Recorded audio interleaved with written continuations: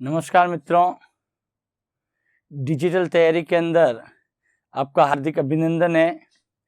मैं आपका मित्र नरेश गोयल आज आपके सामने लेके आया हूं सर्वनाम भाग संख्या 2।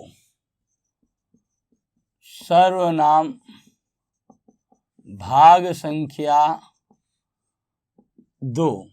इससे पहले वाले भाग में हमने देखा था सर्वनाम किसे कहते हैं, इसका प्रयोग क्यों किया जाता है, इसके प्रकार कितने हैं, और प्रकारों के अंतर्गत हमने पहला प्रकार समझा था कौन सा, पुरुषवाचक सर्वनाम। आज है मित्रों आपके पॉइंट नंबर 2, जिसका नाम है निजवाचक सर्वनाम। निजवाचक बोल तो क्या होता है, खुद का अर्थात स्वयं का। तो देखें मित्रों अपन कि निजवाचक सर्वनाम किसे कहते हैं। बहुत सिंपल सी बात है कि वे सर्वनाम शब्द जो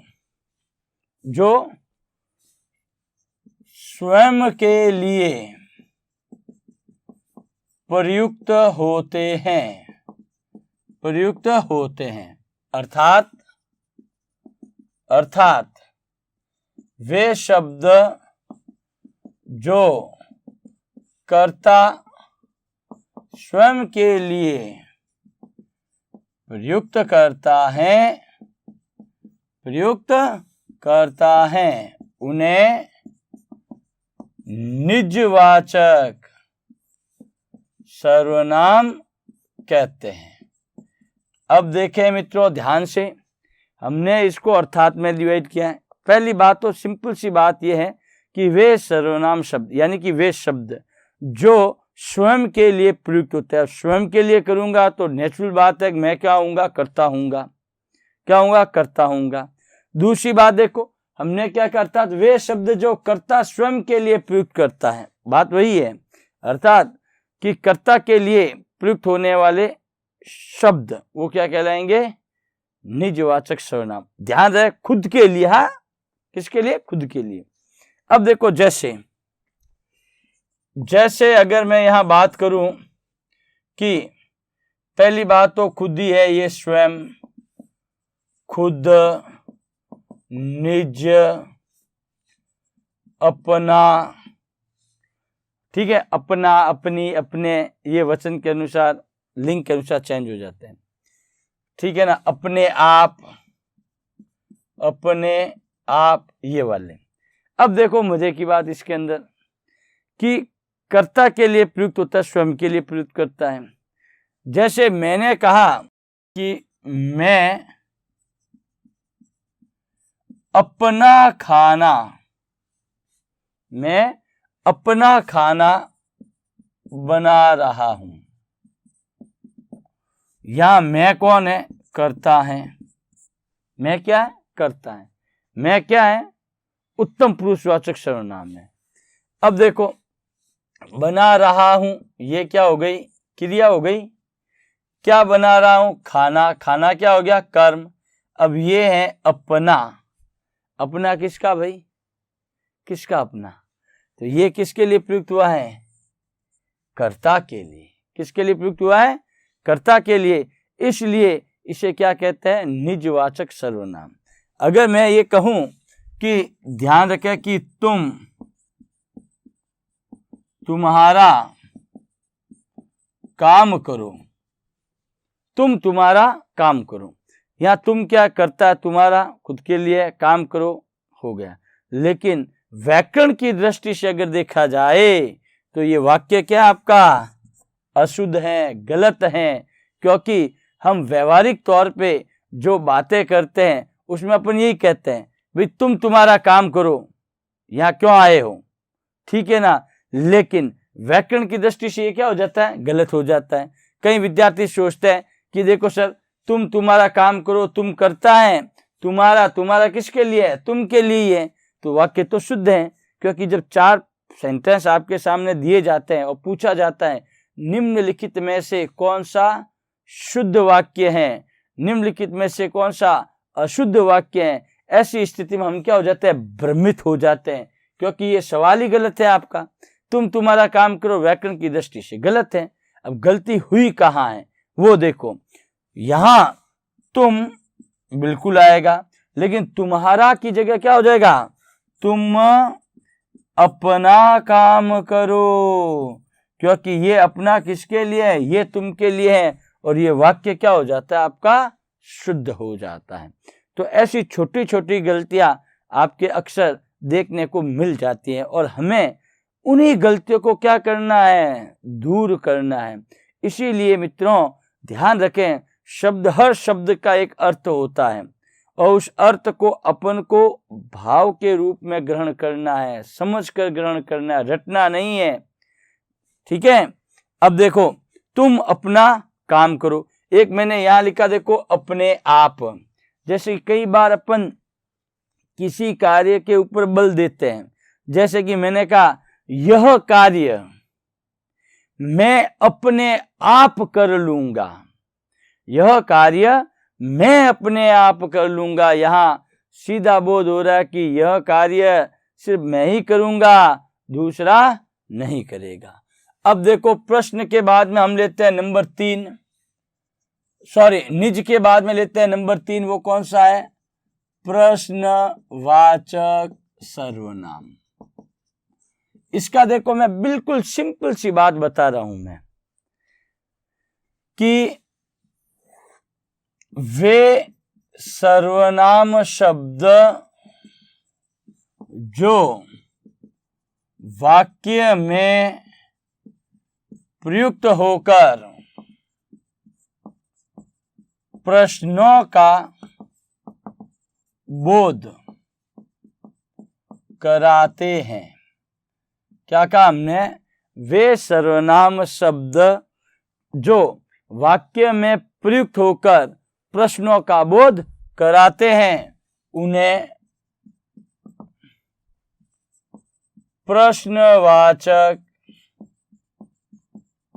सर्वनाम कहते हैं। ध्यान रखें मित्रों इस बारे के अंदर कि वे सर्वनाम शब्द जो वाक्य में प्रयुक्त होकर प्रश्नों का बोध कराते हैं। कई सहायक पुस्तकों के अंदर आपको डेफिनेशन इस प्रकार से मिल सकती है कि वे सर्वनाम शब्द जो किसी व्यक्ति, वस्तु, स्थान, ठीक है ना, के प्रश्नों का बोध कराए। तो हमने व्यक्ति, वस्तु, स्थान, गुण, दशा, भाव किसी भी प्रकार को हम नहीं लेंगे।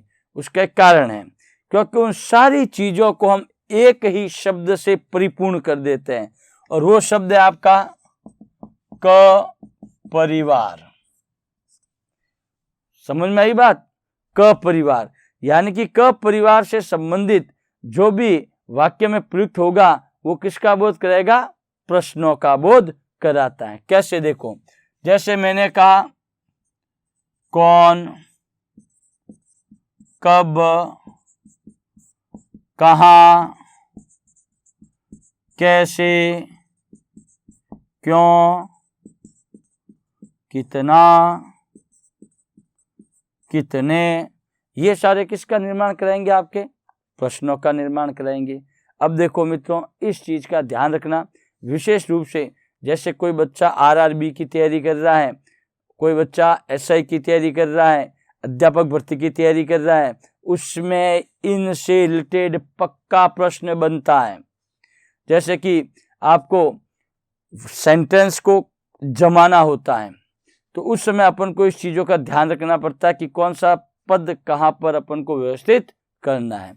तो देखो कौन, अगर कौन से प्रश्न बनता है वाक्य में, किससे बनता है, कौन से, तो हमें इसका उत्तर किसी ना किसी संज्ञा से ही देना होगा। किससे देना होगा, संज्ञा से।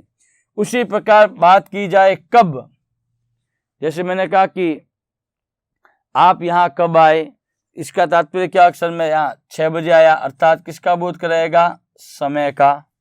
किसका बोध करेगा, समय का, अर्थात समय से ही इसका क्या निकलेगा, उत्तर निकलेगा। अब देखो कहां, कहां का बोले तो उसका उत्तर क्या मिलेगा, स्थान से। किससे मिलेगा, स्थान से। कैसे, तो कैसे में क्या होगा, आपका भाव होगा।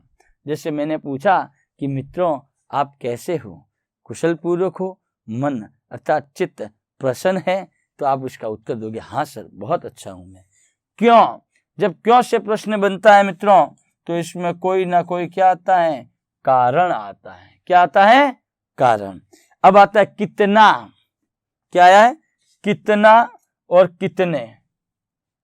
कितना और कितने। कितना और कितने। कितना, कितना आएगा तो क्या आएगा? मात्रा। और कितने आएगा, क्या आएगा? कितने। तो क्या होगी यहां पर? संख्या होगी। क्या होगी? संख्या होगी। तो ये सारे क्या कहलाएंगे? आपके प्रश्नवाचक सर्वनाम। अब देखो, प्रश्नवाचक सर्वनाम के बाद चौथा आता है आपका, वो है निश्चयवाचक सर्वनाम। कौन सा सर्वनाम?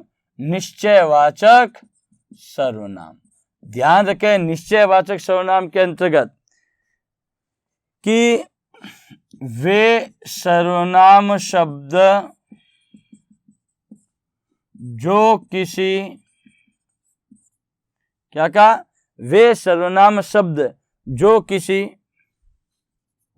प्राणी, वस्तु, स्थान इत्यादि के पूर्व प्रयुक्त होकर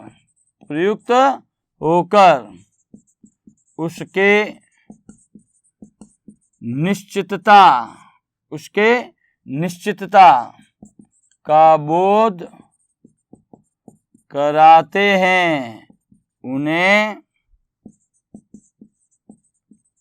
निश्चयवाचक सर्वनाम कहते हैं। कंडीशन क्या है? कि वे सर्वनाम शब्द जो किसी प्राणी, वस्तु, स्थान इत्यादि के पूर्व बोले तो पहले, प्रयुक्त होकर उसके निश्चितता का बोध कराते हैं, उन्हें निश्चयवाचक सर्वनाम कहते हैं। अगर मैं दूसरी इसको थोड़ा और संक्षिप्त भाषा में कहूं तो देखो, ध्यान रखना कि वे सर्वनाम शब्द जो किसी सर्वनाम या संज्ञा के पूर्व प्रयुक्त होकर उसके निश्चितता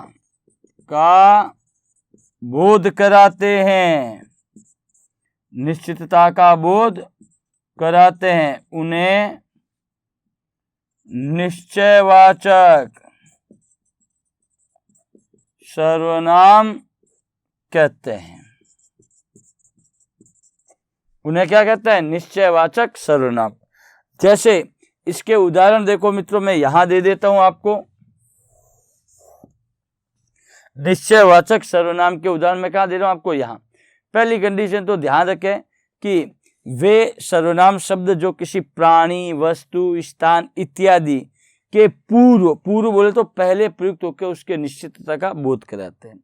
संक्षिप्त शब्दों में कहूं तो वे सर्वनाम शब्द जो किसी सर्वनाम या संज्ञा के पूर्व प्रयुक्त होकर उसके निश्चितता का क्या कराते हैं? बोध कराते हैं। जैसे मैं कहूं, देखो यहां, जैसे यहां कर देता है, चलो। जैसे इसमें भी आपके क्या आएगा? यह, वह, ये, वे, इस, उस, ये सारे इसमें। लेकिन देखो, ये कि ये मैंने उस समय भी कहा था, अन्य पुरुषवाचक सर्वनाम में प्रयुक्त होते हैं और निश्चितवाचक सर्वनाम में भी प्रयुक्त होते हैं। लेकिन इसमें जब निश्चयवाचक सर्वनाम की हम बात करते हैं तो मैंने कहा कि यह मेरा भाई है। मैंने क्या कहा मित्रों? यह मेरा भाई है, ये मेरे विद्यार्थी हैं। तो यहां देखो, मैं से बना मेरा, उससे पहले और सर्वनाम आ गया यह, ये निश्चित कर रहा है। जैसे मैंने कहा यह मेरा भाई है, क्या है? मेरा भाई है। वह उसकी बहन है, क्या कहा? वह उसकी बहन है। तो यहां अपन देख सकते हैं ये निश्चित कर रहा है कि वह उसकी बहन है, यह मेरा भाई है, दूसरा नहीं, यह मेरा भाई है। इसलिए इसको क्या कहते हैं अपन? निश्चितवाचक, निश्चयवाचक सर्वनाम।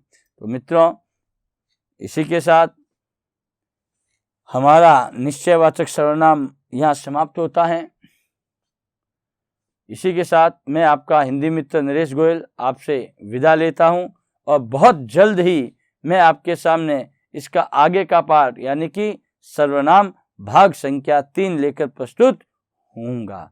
अतः एक बात हृदय से कह रहा हूं मित्रों कि वीडियो को देखते देखते आप इसको लाइक करें, बेल को दबाएं, घंटी दबाएं, ताकि नए नए वीडियो आपके सामने प्रस्तुत हो सके। अगेन धन्यवाद।